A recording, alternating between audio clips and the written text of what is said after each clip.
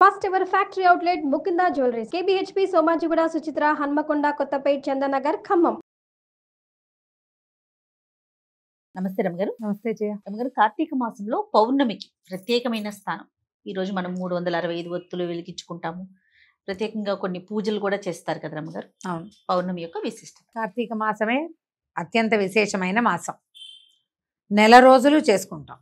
మొన్న ఎప్పుడో ఎవరో గురువు గారు చెప్తున్నారు, వినాయకుడికి 9 రోజులు చేస్తాం, మా అబ్బాయికి చేశారు నాకు జయరా అంటుంది వాళ్ళమ్మ, అందుకని ఆమెకి ఉండమ్మా నీకు కూడా 10 రోజులు చేస్తామంటాం.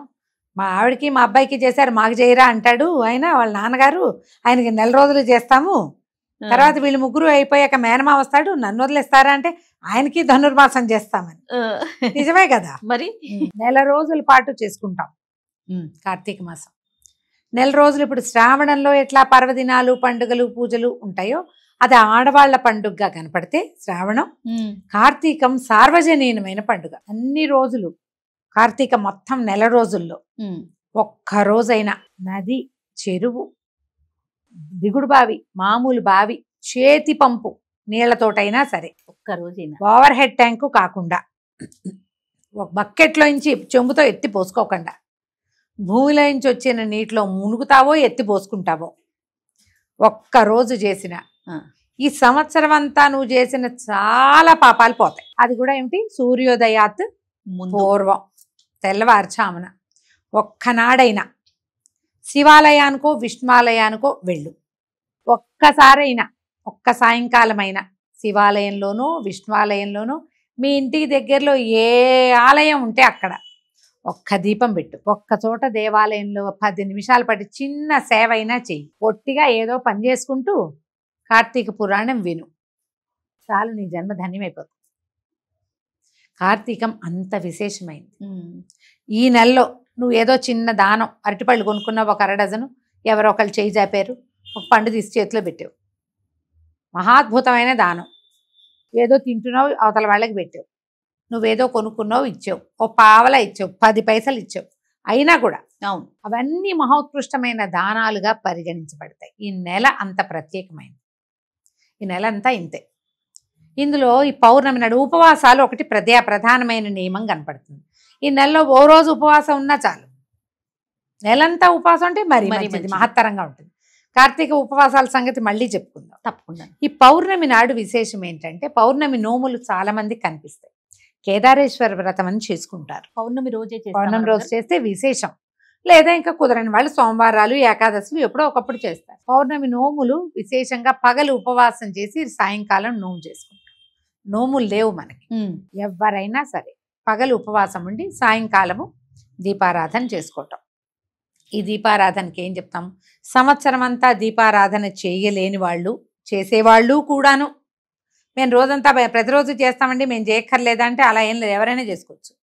చేయని వాడికి స్పెషల్, చేసేవాడికి ప్లస్. ఈ 365 ఒత్తులని ఆవు నేతిలో నానబెట్టి మధ్యాహ్నమే చక్కగా కొంచెం కొస నలిపి ఒక చిటికెట్ కర్పూరం అంటించి వెలిగించి ఆ 365 ఒత్తుల జ్వాలని భగవంతుడికి సమర్పించుకోవాలి. సాధారణంగా ఇంటికి ఒకటి చాలు.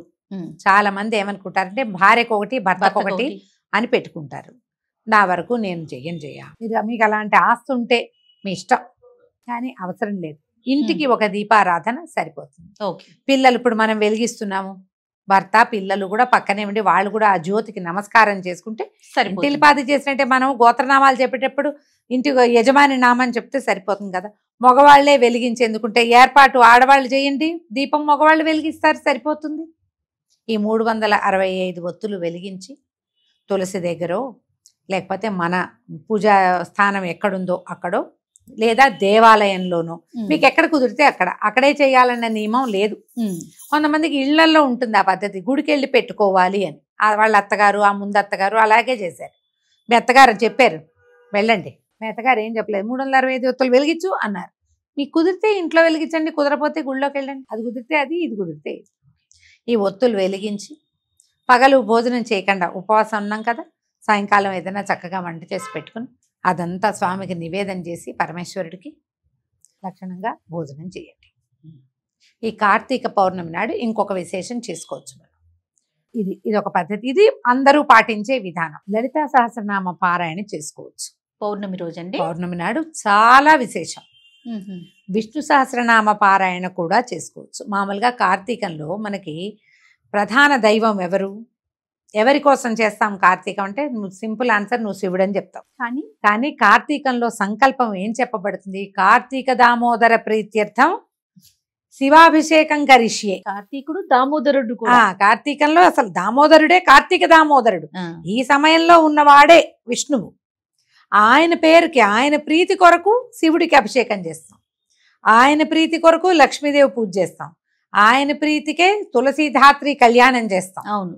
ఆయన ప్రీతికే దీపం వెలిగిస్తాం. అన్ని సంకల్పాలకి కార్తీక దామోదర ప్రీత్యర్థమే చెప్పబడుతుంది.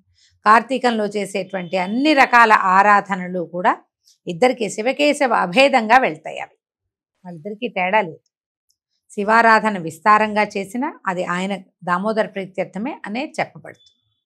కాబట్టి మనం విష్ణు సహస్రనామం చేసుకోవచ్చు. లలితా సహస్రనామ పారాయణ చాలా అద్భుతమైన ఫలితం ఇస్తుంది. మనకి శరత్కాల చంద్రుడు పెద్దవాడు. శరత్ పూర్ణిమ వచ్చింది, మొన్న ఆశ్వేజ పూర్ణిమ వచ్చింది. ఆశ్వేజ పూర్ణిమకి చంద్రుడు పెద్దవాడే. కార్తీక పౌర్ణమికి కూడా చంద్రుడు పెద్దవాడు. ఈ కాలమే పెద్ద చంద్రుడి కాలం. మరి అలాంటప్పుడు ఇంకా సుప్రసన్నంగా ఉంటుంది అమ్మవారు. అవును. దీంట్లో చంద్రబింబాల్లో అమ్మవారిని భావించి వెండి పాత్రలో అంత పాయసం చేసి, క్షీరాన్నం చేసి, పాయసం అనగానే మీరు సగ్గుబియ్యం సేమ్యా అనుకుంటారు, కాదు, క్షీరాన్నమే, ఏమనాలి, పరమాన్నం తయారు చేసి వెండి పాత్రలో పెట్టి అది నివేదన చేసి దాన్ని ప్రసాదంగా తీసుకోండి. అది చేస్తాం, ఇది చేయలేము అన్నా పర్వాలే, అది ఇది చేసుకుంటామంటే మహత్తరం. అది మా ఇళ్లలో లేదండి, మేము 365 ఒత్తులు వెలిగించాం అంటే లక్షణంగా ఇలా చేసుకోండి. చక్కగా పగలేలాగా ఉపవాసం ఉంటాం. సాయంకాలం అయ్యేసరికి చంద్రుడు వచ్చేస్తాడు, కనపడతాడు. అవును. చక్కగా పెందరాళే, ఏ మేడ మీదో, ఏ బాల్కనీలోనో, పెరట్లోనో మనకు అవకాశం ఉంటే చక్కగా ఇల్లు అకిలి పెరడు ఉన్నాయి, మనకి ఇబ్బంది లేదు.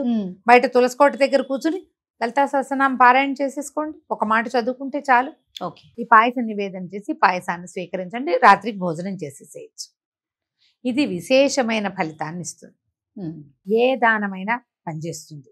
ఎవరికైనా దీపదానం చేయదలుచుకుంటే ఇప్పుడు చేసుకోవచ్చు.